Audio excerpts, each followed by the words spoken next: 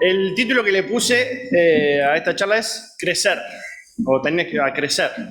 Tenemos que crecer, ¿no? Todos estamos creciendo y vamos a estar investigando en la Biblia este proceso de crecimiento que tenemos que tener como cristianos. ¿Se acuerdan que hay un versículo que dice que Jesús crecía en estatura, en sabiduría y en gracia para con Dios y gracia para con los hombres, ¿no? Jesús crecía, dice la Biblia, integralmente en todas las áreas de su vida. Y el título es, bueno, tenemos que crecer como cristianos. Y lo que voy a compartir es, los créditos del mensaje son del grupo de estudio de Langham, así que lo digo ahora para que no piensen que son ideas mías, sino que son resultado del estudio en grupo que tuvimos en Langham.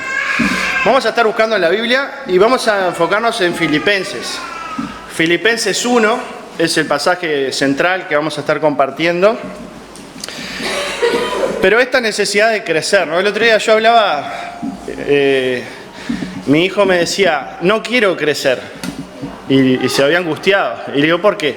No, porque yo no quiero ir a otra escuela, no quería cambiar de escuela, ¿no? Como que el crecimiento también lleva un dolor, lleva un sufrimiento, una incertidumbre. Y esto del crecimiento está a lo largo de la Biblia, ¿no? En 1 Corintios 13, 11 dice Pablo que cuando yo era niño hablaba como niño, pensaba como niño, juzgaba como ¿qué? Como niño. Mas cuando ya fui hombre, dejé lo que era de niño. Ahora vemos por espejo, oscuramente, mas entonces veremos cara a cara. Ahora conozco en parte, pero entonces conoceré como fui conocido. En Filipenses 3:14 dice, prosigo a la meta. Esta idea de que no tenemos que estar estáticos, sino que continuar a la meta. En Mateo 5:20 Jesús le dice a sus discípulos, porque os digo que vuestra justicia, si no fuere mayor que la de los escribas y los fariseos, no entraréis en el reino de los cielos. No alcanzaba Jesús, el mensaje no era alcanzar a los fariseos, sino superarlos. ¿Se acuerdan? Si te cargan por una milla, vete por el 2, todo el sermón del monte es como un extra de crecimiento al estatus de la ley o el estatus judío, ¿no? Entonces en la vida cristiana tenemos que crecer, tenemos que desarrollarnos. No podemos quedarnos estancados, no debemos quedarnos estancados, podemos quedarnos estancados, tenemos que crecer. ¿Vieron cómo Nacho estaba hablando hoy, que ya hizo la introducción a la predicación? Él decía las cosas que le están pasando en su vida y ese proceso de pensarse a uno mismo, de autorreflexionar en la persona individual de uno, lo ayuda a crecer, lo ayuda a pensar su vida e ir creciendo. Vamos a meternos en Filipenses y vamos a leer Filipenses 1, del 1 al 12. Antes de leerlo, esta es una carta que Pablo escribe a la iglesia de Filipos. Fue la primera iglesia en Europa. Pablo y Silas llegaron por una visión, estaban de un lado del mar, y Pablo tuvo una visión que le dijo, tenés que cruzar a Macedonia, y él dijo, bueno, voy para ahí, fue para ahí, salió afuera de la ciudad de Filipos, se encontró con unas mujeres orando al lado del río, ¿se acuerdan? Con Lidia. Esa era la iglesia de Filipos. Caen presos porque habían liberado a una persona de adivinación, eso está ahí en Hechos, en 16. Caen presos Pablo y Silas, ¿se acuerdan? En la cárcel con el cepo, que después hay un temblor de noche, y ¿se acuerdan la historia que el carcelero se quiere matar? Bueno, todo eso pasa en Filipos. Después que salen de esa cárcel, ahí en Filipos van a lo de Lidia, se reúnen con ella. Lidia era una persona económicamente bien, una buena posición económica. Entonces es una carta que es de un amigo a sus amigos. Es una carta bien llana, bien como informal, entre comillas, donde un amigo le escribe a sus amigos, a gente que estuvo con él en las prisiones, gente que estuvo con él en la batalla de la lucha del Evangelio. Más o menos dice que fue escrita entre el 50 al 60 y se supone que era cuando Pablo estaba en prisión domiciliaria con Timoteo que lo acompañaba ahí. Y vamos a ver cómo empieza esta carta. Vamos a leer hoy del 1 al 11. Pablo y Timoteo, siervos de Jesucristo, a todos los santos en Cristo Jesús que están en Filipos, con los obispos y diáconos. Gracia y paz a vosotros, de Dios nuestro Padre y del Señor Jesucristo.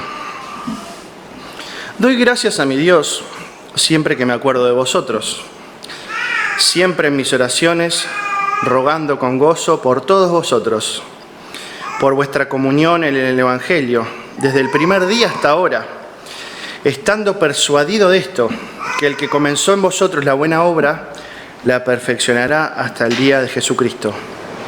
Como me es justo sentir de todos vosotros, por cuanto os tengo en el corazón y en mis prisiones y en la defensa y confirmación del Evangelio. Todos vosotros sois participantes conmigo de la gracia, porque Dios me es testigo de cómo os amo a todos vosotros en el entrañable amor de Jesucristo. Y esto pido en oración, que vuestro amor abunde aún más y más en ciencia y en todo conocimiento, para que aprobéis lo mejor, a fin de que seáis sinceros e irreprensibles para el día de Cristo, llenos de frutos de justicia que son por medio de Jesucristo, para gloria y alabanza de Dios. Y leemos de vuelta el 1 y el 2 y vamos a enfocarnos en el 1 y el 2. Pablo y Timoteo, siervos de Jesucristo, a todos los santos en Cristo Jesús que están en Filipos, con los obispos y diáconos. Gracia y paz a vosotros, de Dios nuestro Padre y del Señor Jesucristo. Y vamos a analizar estas palabras de Pablo. Y primero es cómo se presentan, ¿no? Pablo y Timoteo, ¿cómo se presentan? ¿Qué títulos se ponen a sí mismos? ¿Qué dice ahí? Siervos. Se presentan como siervos. Y en la mayoría de las cartas él se presenta como apóstol, como autoridad apostólica. Y acá él se presenta como siervo, como uno más, ¿no? Por eso esto de la familiaridad con las personas que iban a escuchar la carta. Y en el original es más que siervo, es esclavo de Cristo. A nosotros nos puede sonar, obviamente, anacrónicamente pensándolo, esclavo de Cristo. Es decir, Pablo y Timoteo se presentan como esclavos de Jesucristo.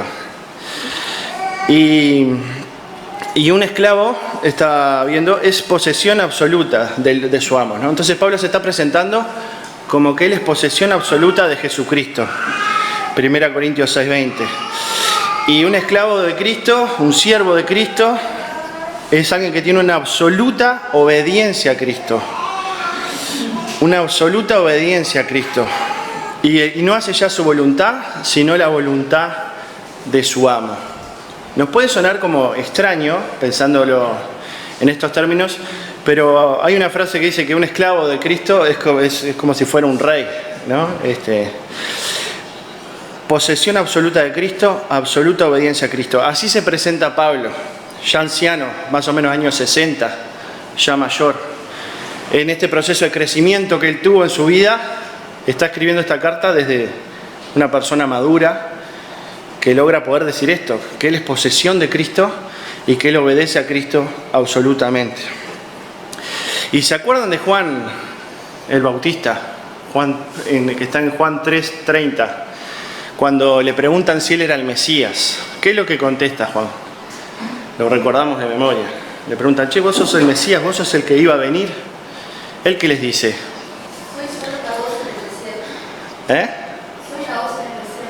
Sí, y después más adelante dice, es necesario que yo, ¿qué? Mengüe y que él crezca. Otras versiones dicen que yo disminuya en importancia y que él crezca en importancia. Que yo pase a estar en la oscuridad, en las sombras, y él pase a relucir. Hay varias versiones. Dice Juan, es necesario que yo mengüe y que él crezca. Este proceso de crecimiento en la fe, creo que se resume con esas palabras. Es necesario que yo mengüe, que yo decrezca y que él crezca. Acá no estamos hablando de anular la voluntad nuestra, no se está diciendo eso, sino que en nuestra libertad es Jesucristo, e incorporamos en nuestra voluntad la voluntad del Señor Jesucristo, ¿sí? Y después dice, saluda a un grupo de personas en la iglesia. A ver, en el versículo 1, ¿a quiénes saluda específicamente? Busquen ahí, Filipenses 1:1. Esa iglesia, ¿cómo estaba compuesta?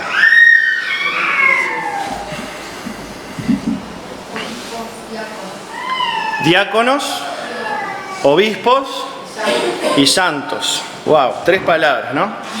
Y los santos, ¿qué quiere decir la palabra santos? Ser diferentes al mundo, ser consagrados al servicio de Dios por su gracia. ¿Ustedes sabían que son santos si conocieron al Señor Jesucristo? ¿Sabían eso? ¿Sabemos eso? Somos santos. No en el sentido de la palabra que la usamos ahora, sino en este sentido, de ser diferentes al mundo. Todos los que hemos creído en Cristo somos santos, consagrados al servicio de Dios por su gracia.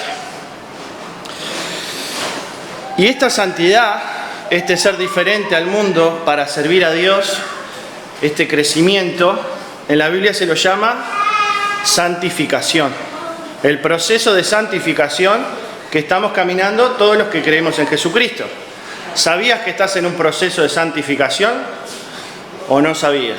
Bueno, si no lo sabías, te estás enterando, capaz que ya lo estabas viviendo, pero no sabías que tenía ese nombre. El proceso de santificación es el proceso de parecernos cada vez más a Jesucristo, cada vez más conformarnos a su imagen, a su mente, a su manera de amar, a su forma de pensar, ¿sí? Todos los creyentes estamos en ese proceso de santificación. Y la santificación no es para algunas personas en la iglesia, no es para algunos cristianos, algunas cristianas y otros no. La santificación es un proceso para todos los creyentes. Si vos creíste en Jesucristo, si tenés al Espíritu Santo en tu corazón, si has nacido de nuevo, estás en ese proceso. Podés estar avanzando o puedo estar quieto. Podés estar yendo muy rápido, como decía Pablo en esa imagen de la carrera, prosigo a la meta, o podés estar caminando, o trotando, o corriendo. No sé en qué velocidad va cada uno. Pero es para todos, nadie queda excluido. Como hoy papá nombraba en el servicio a Dios, estamos todos metidos. También este proceso de santificación termina al fin de los tiempos. 2 Pedro 3:13 nos habla sobre eso. Es un proceso que termina al fin de los tiempos. Y tiene 2 dimensiones este proceso de santificación, de parecernos cada vez más a Jesucristo. Por una parte, tiene una dimensión individual y religiosa, es decir, nuestro corazón, nuestra vida interior, tiene que ir desarrollándose, pero como dice Santiago, la fe sin obras es muerta, es decir, que tenemos que también tener la dimensión de la práctica de la fe, la práctica ética y social de la fe. Romanos 12:1, ¿quién lo puede buscar o decir? Romanos 12:1 nos habla de este proceso individual y también social. Dale.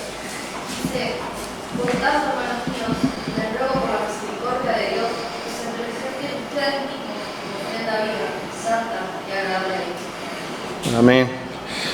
No os conforméis a este siglo, sino transformaos por medio de la renovación de vuestro entendimiento, para que comprobéis cuál sea la buena voluntad de Dios, agradable y perfecta. No conformarse. Este proceso Pablo incluso lo nombra como un sacrificio. Varias veces él habla como que su vida es un sacrificio a Dios, ¿no? La ofrenda viva que habla Pablo. Nuestra vida debería ser un sacrificio, como dice en otro lado, creo que es Pedro, de olor agradable, de olor grato, ¿no? Al Señor. Entonces tiene una dimensión individual y una dimensión práctica. Pero hay otra cosa que es interesante. Este proceso de santificación es Jesucristo el que nos santifica a nosotros por su obra. Es Él que nos justifica, que nos santifica y justifica también. 1 Corintios 1:2 y 7:14 hablan de esto. Después dice que también este proceso de santificación es su voluntad. 1 Tesalonicenses 4:3. Este proceso de santificación es conformarnos a la imagen de Cristo. 2 Corintios 3:17 y 18. Este proceso de santificación también, hermanos, demanda un esfuerzo nuestro. Demanda una lucha. No es así que fácil que me nace acercarme y pensar más como Cristo. Demanda un esfuerzo. Necesario que yo disminuya y que Él crezca, que Él sobresalga. Este esfuerzo lo vemos en Hebreos 12:13. Es una lucha este proceso. Gálatas 5:16. y es una obra de Dios. Eso es lo importante, es una obra de Dios, no es algo que nosotros podamos hacer solamente con nuestra lucha, solamente con nuestro esfuerzo, sino que es una obra de Dios. Primera Tesalonicenses 5, 23 y 24. Vamos a leer sobre esto de que es obra de Él.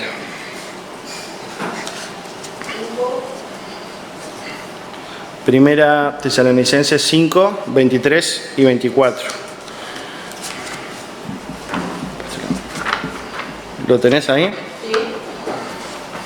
Y el mismo Dios de paz os santifique por completo, y todo vuestro ser, espíritu, alma y cuerpo, sea guardado irreprensible para la venida de nuestro Señor Jesucristo. Fiel es el que nos llama, el cual también lo hará.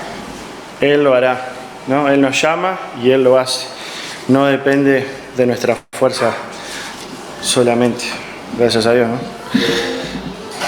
¿A qué otro grupo se refiere, ¿no? Primero vemos que se refiere a los santos. Cada uno de nosotros somos santos y hemos creído en el Señor Jesucristo. Estamos en un proceso de crecimiento. Y otro grupo de que habla, que también son santos, no es que sean otro tipo de personas, es de los obispos. Y los obispos es un grupo, primero que es un grupo. Eso es interesante, que ese es el concepto que tenemos nosotros como congregación. Que las autoridades de la iglesia son un grupo. No somos pastorcentristas, una persona sola, como hay en otros espacios, sino que es un grupo, ¿no? Dice que les saluda a los obispos, con los obispos y diáconos. Y bueno, obispo, ¿qué más es? Obispo es un grupo, son los sobreveedores y cumplen roles administrativos y de dirección religiosa en la congregación. Y después habla de otra palabra que es de los diáconos. Y los diáconos literalmente son las personas que sirven las mesas. Las personas que sirven las mesas. Así, el origen más ontológico es ese. Son las personas que sirven las mesas, los servidores. Es decir, todos aquellos que están sirviendo a Dios son diáconos. Y nos preguntamos en el grupo, ¿se puede ser creyente y no diácono? Sí. ¿Se puede ser creyente y no diácono? Y nosotros decíamos que, como se nombró hoy también en la Santa Cena, nuestra congregación cree en el sacerdocio universal de los creyentes, ¿no? En 1 Pedro 2:9 se nos habla sobre este sacerdocio universal. 1 Pedro 2:9. Mas vosotros sois linaje escogido, real sacerdocio, nación santa, pueblo adquirido por Dios, para que anunciéis las virtudes de aquel que os llamó de las tinieblas a su luz admirable. El que no sirve, no sirve. Hay una frase ahí. Si somos creyentes, sí o sí tenemos que ser diáconos, servidores del Señor Jesús. Y los diáconos tienen algunas características. ¿Se acuerdan cuando en la iglesia de Jerusalén estaban los apóstoles predicando y en un momento empezaron a ver, cada vez se empezó a crecer la congregación, había viudas, había personas con muchas necesidades?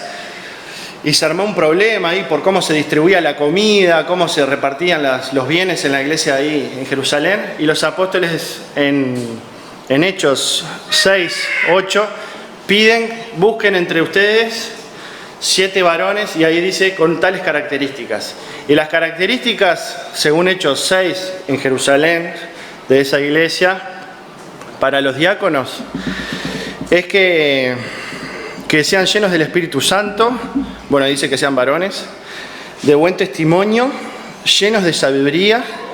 Son esas 4 características. Es decir, para servir las mesas, esas características, imagínate, ¿no? Qué importancia ser diácono. Pero también hay mujeres diaconisas. En la Biblia se nombra solo en Romanos 16:1 a la hermana Febe como una diaconisa en la iglesia en Roma, ¿no? Esto era en Jerusalén, esto es en Roma, ¿no? Capaz que había algunas diferencias ahí. Romanos 16:1 nombra que hay mujeres. Lucas 8, 2 y 3, las discípulas de Jesús, las que lo acompañaban, ¿se acuerdan? Juana, Susana, dice que lo servían en todo. Dice que algunos comentaristas dicen que pueden ser las precursoras de las diaconisas en la iglesia. ¿Sí? Otros interpretan que cuando se refiere a las diaconisas se está hablando de las esposas de los diáconos. Son como las dos interpretaciones que hay para decir todo, ¿no? Y estos diáconos trabajan en estrecho con los obispos, con los sobrevividores. En los hermanos libres, ¿cómo les llamamos a los obispos? Ancianos, ahí está. En nuestra tradición les llamamos ancianos, ¿sí? Y los diáconos no es solamente una función de servir las mesas, no solamente en el sentido peyorativo, sino vemos la importancia que tenía, las características que tenemos que tener, sino que también tienen involucramiento en las finanzas, en la caridad, en el área social, en predicar, en hacer prodigios. Hay un diácono famoso de esos 7 que eligen ahí. ¿Quién era? Diácono que lo matan a pedradas. Esteban. Esteban fue uno de los elegidos en Jerusalén para servir las mesas. Pero ¿cómo? Servir las mesas y termina muerto a pedradas. ¿Y quién supervisó esa muerte de Esteban? El que está escribiendo esto. Saulo, Pablo. Tremendo, ¿no? La persona que está escribiendo esto fue el que supervisó la muerte de un diácono como Esteban. Entonces estamos todos en un proceso de crecimiento, estamos todos en un proceso de desarrollar nuestra fe, nuestro servicio a Dios.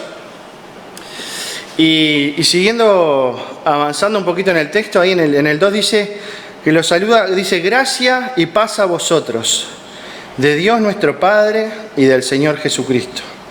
Gracia y paz a nosotros, de Dios nuestro Padre y del Señor Jesucristo. Y acá Pablo une dos palabras. La gracia es una palabra como de origen griego, que tiene que ver con la belleza, con el gozo, y la paz es una palabra de origen hebreo, que es la palabra de shalom, que es estar en paz con Dios, es estar en paz con los demás y es estar en paz con uno mismo. Entonces acá Pablo les desea, por un lado, la belleza, el gozo, y por otro lado, la paz. Y en el grupo decíamos, si tenemos estas dos cosas, no precisamos más nada, ¿no? Si tenemos la gracia y la paz, el gozo y la paz con Dios, con nosotros mismos y con los demás, estamos completos, ¿no? Qué lindo. Esta unión de estas dos palabras. Pablo tenía varias nacionalidades, hablaba varias lenguas, como en una carta pone toda su experiencia de vida al servicio de la iglesia esta nueva que estaba surgiendo, de este nuevo camino que estaba surgiendo, donde unía lo judío con lo griego. Muy interesante para ahondar en ese tema. Versículos 3 y 4, sigamos un poquito más. Pablo dice: doy gracias a mi Dios, Filipenses 1, doy gracias a mi Dios siempre que me acuerdo de vosotros, siempre en todas mis oraciones, rogando con gozo por todos vosotros. Y algunas cosas que nos surgían en el grupo cuando leíamos esto, era el tema de la alegría que Pablo recordaba a sus hermanos. Recordaba a sus hermanos con alegría, con gozo. Dice que la Filipenses es la carta del gozo, ¿no? ¿Cómo es posible? Porque la está escribiendo desde la cárcel. Encadenado a un soldado en una casa probablemente, pero la está escribiendo desde la cárcel. Y él recuerda a sus hermanos en la cárcel con alegría, con gratitud. Y nos hacíamos el desafío en el grupo, nosotros cómo recordamos a nuestros hermanos. Y yo le decía a los compañeros ahí, disculpen porque yo no estoy orando por ustedes. Yo estoy en falta, no estoy orando por ustedes. Y qué importante es orar por nuestros hermanos, recordando con alegría y gratitud. Es decir, tener una memoria selectiva de cuando recordamos a nuestros hermanos, ¿no? Que eso también es parte de la conformación de nuestra mente a la imagen de Jesucristo. Recordar primero lo positivo del otro y dar gracias a Dios. Y parece que pasa algo, que cuando recordamos a hermanos en oración, cuando oramos por otros y los llevamos a la cruz a esas oraciones, nos da gozo. Es algo que surge ahí en la oración. Cuando recuerdo a los hermanos, me da gozo orar por ellos. Entonces es un desafío para mi vida poder orar más por los hermanos. Y pensamos también en la iglesia perseguida, ¿no? Los hermanos que están luchando en otros lugares, que están siendo atacados por su fe. Bueno, recordarlos en nuestras oraciones con gozo. Pablo ahí estaba en la cárcel y se acordaba de ellos con gratitud, porque los filipenses se acordaban de él que estaba en la cárcel. Recordar a nuestros hermanos. ¿Cómo estoy recordando a mis hermanos en oración? Y después acá veíamos otra máxima para la vida, que Pablo, cuando empieza la carta, ¿no?, dice: doy gracias a mi Dios siempre que me acuerdo de vosotros, siempre en todas mis oraciones, ¿no? Empieza a hablar positivamente de ellos. Es decir, empieza la carta recordando lo positivo, porque después, si siguen leyendo la carta, recuerda otras cosas, ¿no? Pero empieza por lo positivo. Y acá decíamos, qué importante para los creyentes ser amables. Ser amables. Cuando voy a hablar con otra persona, ya sea que voy un diálogo bien o estoy enojado o algo, bueno, ir con amabilidad, destacando lo mejor del otro. Creo que el texto dice que vuestra amabilidad sea reconocida delante de todos. Y recordar lo mejor del otro como máxima para el diálogo. Cuando voy a charlar con alguien, empezar por ahí, ¿no? Es como un pique, ahí está. Y eso también tiene que ver con este proceso de madurez, de centrarnos en lo principal. En este caso, Pablo se centra en sus hermanos, en las cosas buenas de sus hermanos, ¿no? Como que cuando uno va madurando en la fe, empieza a darse cuenta que hay cosas principales y cosas secundarias, ¿no? Y lo principal acá es el amor a los hermanos. Después dice otras cosas en la carta, pero empieza por lo principal, por las cosas positivas del otro.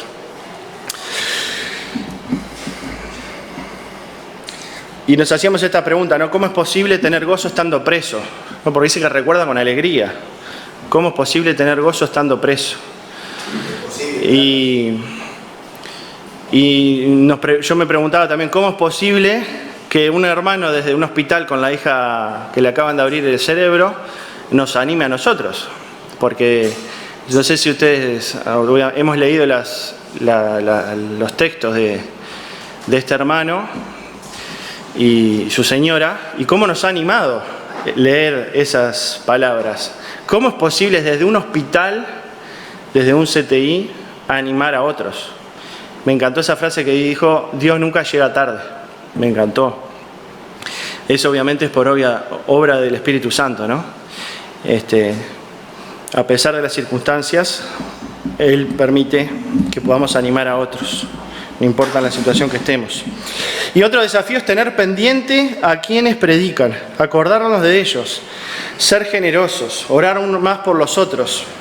La iglesia de Filipenses era una iglesia generosa, y cuando vimos las finanzas acá en la iglesia hace poco, vimos que hay un porcentaje de las ofrendas de esta congregación que va dedicada a personas que están en el campo misionero. Qué importante acordarnos de los misioneros, las personas que están sirviendo en diferentes contextos, y que como congregación podamos aumentar esos porcentajes también de ofrendar a nuestros hermanos y hermanas que están en el frente de batalla. No importa que estén en la cárcel, como dice Pablo, o en un buen momento. Ofrendar a nuestros hermanos, ¿sí? Y seguimos un poquito más adelante.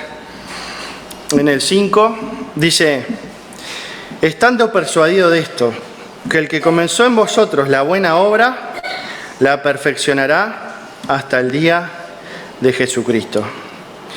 Estando persuadido de esto, que el que comenzó en vosotros la buena obra, la perfeccionará hasta el día de Jesucristo. Esta convicción nos da una esperanza, decíamos, nos da una esperanza de saber que es el Señor que va a estar trabajando en nuestras vidas, es el Señor que va a estar trabajando en tu vida para ir perfeccionando nuestras vidas, para parecernos cada vez más al Señor Jesucristo. Y este es como el corazón así del texto, ¿no?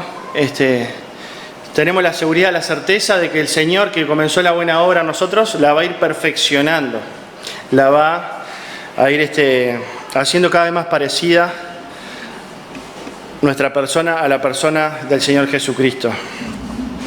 Hay una canción que dice: quien se abandona a Dios recobra la paz profunda que el mundo no puede dar. Abandónate a Dios. Luis Alfredo, la leo de vuelta. ¿Cómo es posible? Quien se abandona a Dios recobra la paz profunda que el mundo no puede dar. Abandónate a Dios.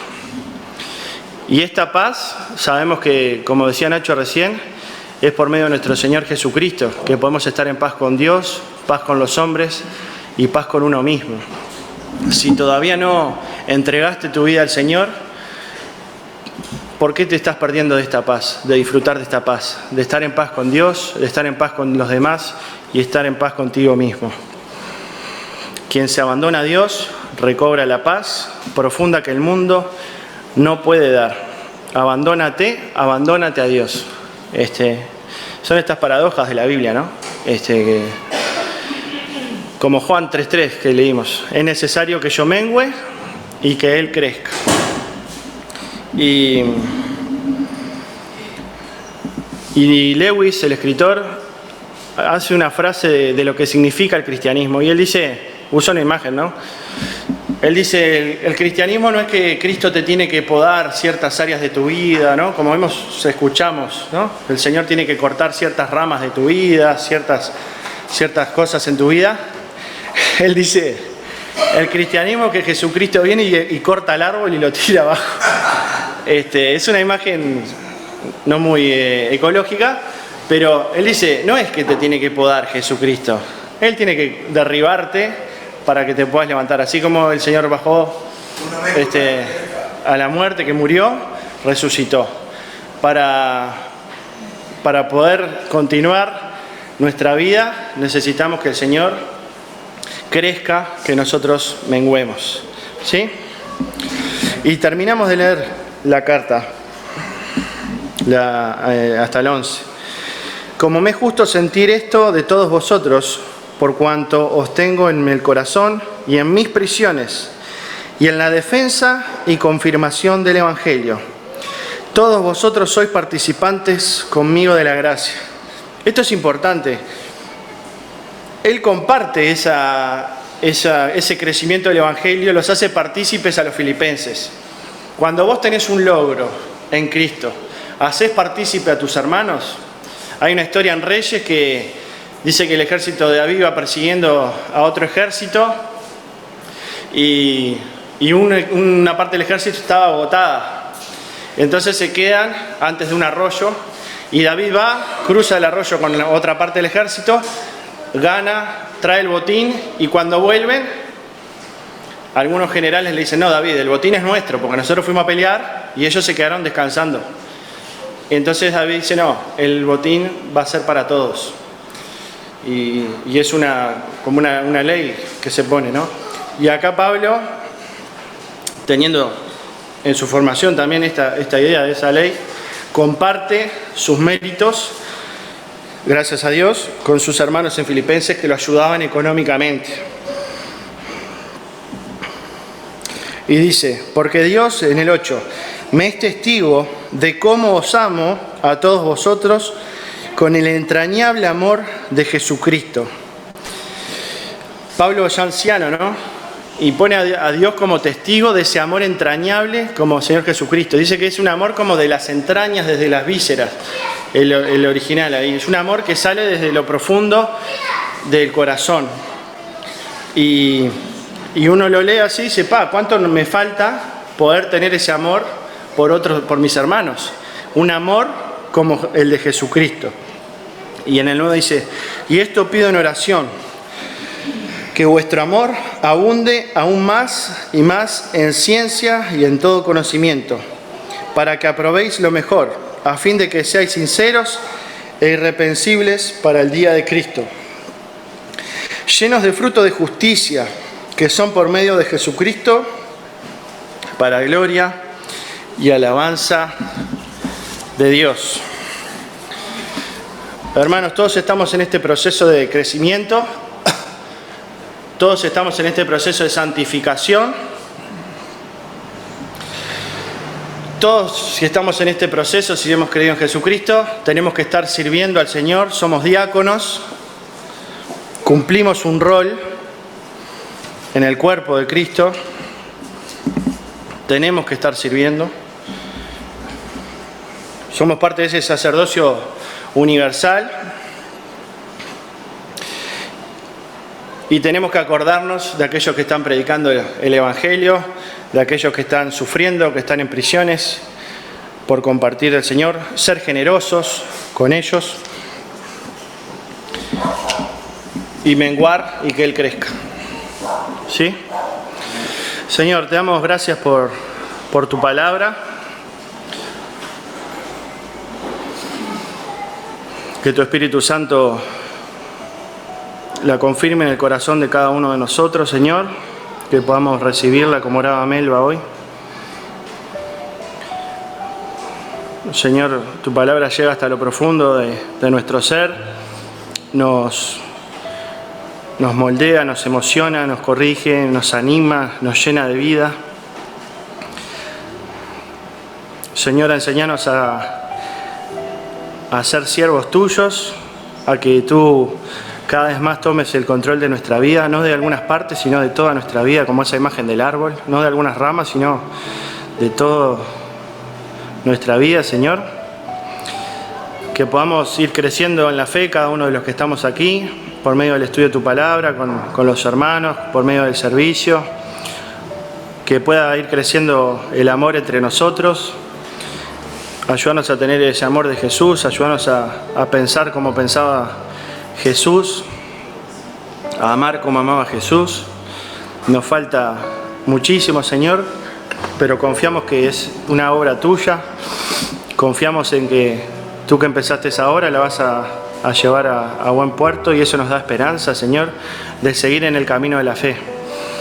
Señor, si hay alguien que se siente estancado, si hay alguien que se siente lejos de ti, si hay alguien que piensa que no encuentra su lugar en el servicio a ti, Señor, que tú lo orientes, la animes para poder desarrollar sus dones, Señor. Que no nos apaguemos, enciende el fuego del Espíritu Santo en nuestras vidas, Señor.